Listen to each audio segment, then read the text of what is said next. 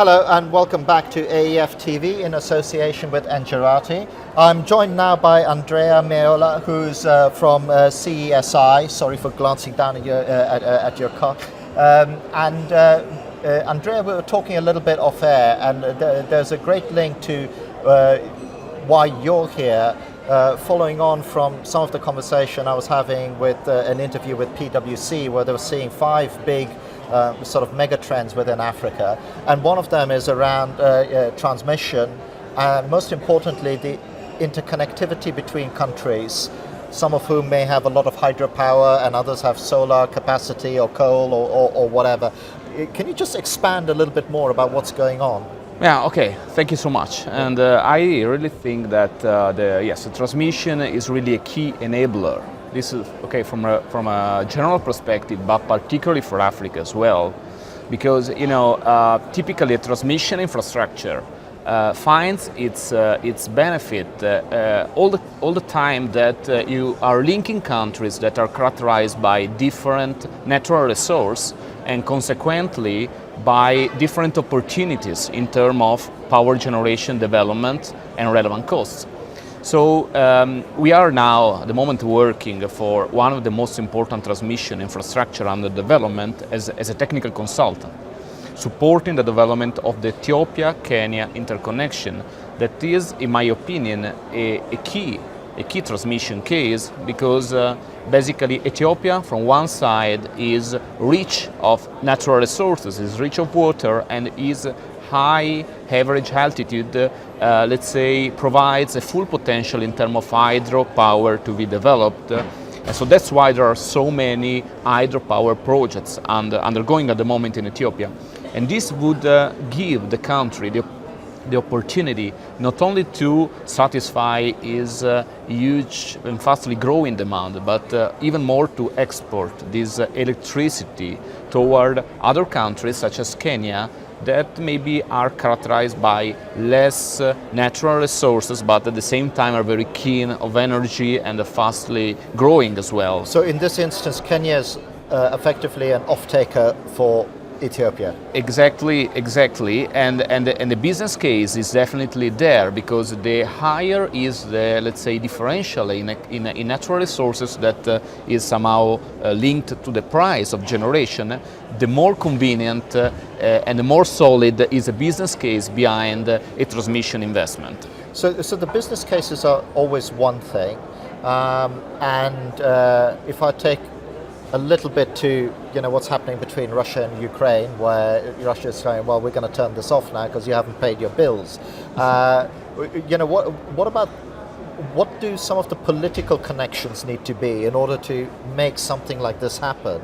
Because it's kind of one thing to sort of say, right, okay, we're going to get our energy supply from here and here and here, but it needs to be in a stable environment, right? Definitely. So the fact that maybe these investments are taking place definitely show that there is a common agreement and understanding between the countries, and this cannot be but at the political level, because you have also to take into consideration that everything I said before, the fact that transmission can, let's say, compensate a big price differential within countries is valid in all the cases where you have a really open market opportunities and where you don't have subsidized energy. Because when you're dealing with countries in which the price for the final customer of energy is highly subsidized, then it's much more difficult to justify such a big investment. And those subsidies are slowly being eroded, aren't they? I mean, there's an article in The Economist where countries like Indonesia are suddenly starting to remove those subsidies. And this, I think, one of the really key challenges for the continent, because the more the subsidies will be somehow reduced or even eliminated, the more convenience will be behind this kind of, for instance, transmission infrastructure. They will be much more justificable on their own. So let's get into the guts of it. Let's talk about transmission infrastructure. And a lot of conversation that happens when I talk about Africa, everybody says, oh, there is an opportunity to do things differently. Is there an opportunity to do things differently on the transmission side, or are we dealing too much with the laws of physics and No, no. I mean, I think this is a really right question for the time being, because, for instance, the link, the specific infrastructure we are following at the moment is an HVDC interconnection that, as far as I know, to my knowledge, this is one of the first HVDC interconnection in the continent. So the choice of this kind of technology, sort of leading edge technology that is very much related to the fact that the transmission link will be based over an overhead line of more than 1,000 kilometers. So the distance, the power flow will have to be transferred for a long distance. So this technology is particularly suitable for this kind of distance. But at the same time represent quite a significant challenge for the two countries, because this is the first direct current transmission investment they are pursuing, and not only building up but also operating a link of this kind is maybe not as let's say similar as operating a typical transmission infrastructure. So new skills. Exactly, new skills to be developed, new ways of let's say operating the power system, and this is also part, let's say, of our role as a consultant to support the implementation of this project, not only in the physical implementation stage, but afterwards in transferring knowledge to the new operators in order to exploit at best this opportunity. And that can give other opportunities, isn't it? Because you've got a group of individuals or an operator who've done this, and then other countries will go, well, we want to do it, and then suddenly, as an entity, you can export your knowledge to somewhere else. And definitely, say, definitely. As far as our experience is concerned, that we have been working since more than 50 years in power transmission. Sometimes when you perform this kind of project, they represent a sort of showcase also for other countries, because they may really say that works, and so that's why I'm really keen of the decision taken by Ethiopia and Kenya to really be, let's say, the first mover in this kind of links. Of course, with all the financial support of the World Bank, of the African Development Bank, because of course we have this big international financial institution behind. I think that without this important institution, of course, this project would never take place. Let me ask you another question, as it is linked. There's also a lot of conversation in Africa about, okay, we create these interconnects between countries which have got different resources, and that's and I'm simplifying it, I know, that's like a direct link between here and there. I need power here, I need power there, but then there's everything else around. And there's also a lot of conversation where people say, we can't build a power grid the way we've done it here because villages are thousands of kilometers away and it's a village, right?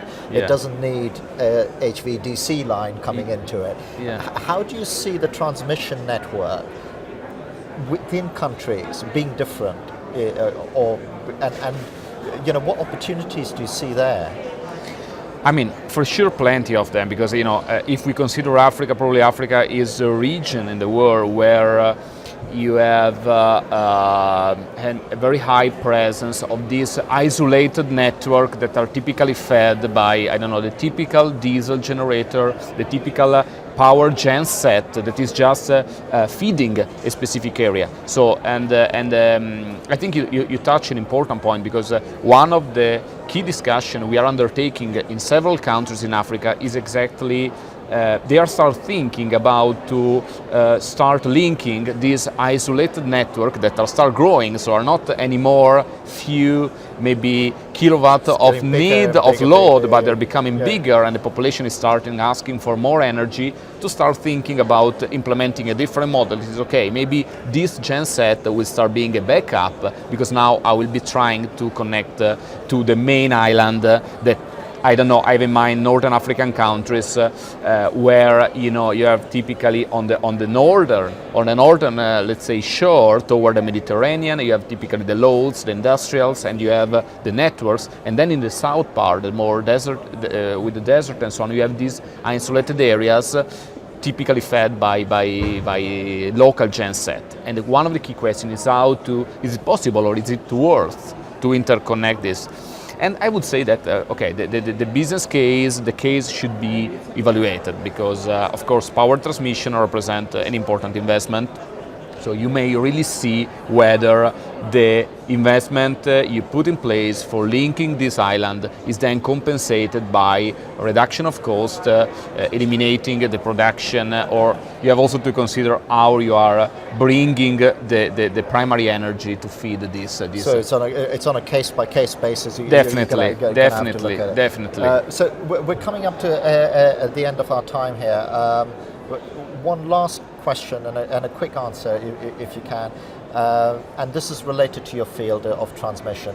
What's the most exciting technology that's coming into transmission at the moment? Where you guys would go, I really wish someone would do this with us because this is. I really think now one of the. Let me start saying so. Most of the transmission infrastructure are still based on very, let's say, traditional technologies because, when it comes to the transmission business, you have to look also for a strong reliability and you have to make your network very robust and secure because you're dealing with, of course you have to avoid blackouts, you have to avoid to have the system collapse. Yeah. So it's not a good business, let's say, to attempt and to try new technologies.